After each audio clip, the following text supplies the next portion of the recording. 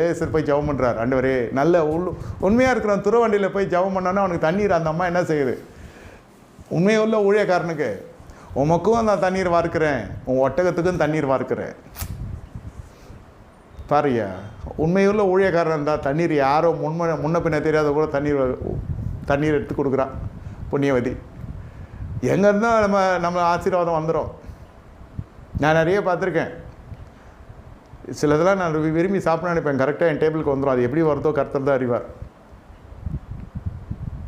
நானே சமைக்கிறது தான் இல்லைன்னு இல்லை, ஆனால் ஊழியை முடிச்சுட்டு வந்தேன்னு பார்த்தா எனக்கு என்னென்னலாம் பிடிக்குதோ அதெல்லாம் இருக்கும். இது எங்கள் வீட்டில் செய்யாததாக இருக்கும், எங்கள் வீட்டில் சாதாரணமாக இருக்கும். எங்கேருந்தோ வந்துடுதுன்னு பசங்களாம் சொல்லுவாங்க, அப்பா கொண்டு எதோ கொடுத்து விட்ருவாங்க யாரோ அப்படின்வாங்க. உண்மையில் ஊழியக்காரனுக்கு முன்ன பின்ன தெரியாதவங்க கூட எடுத்து வந்து கொடுத்துட்டு போயிடுவான். உண்மையில்லாத ஊழியக்காரனுக்கு இருக்கிறதும்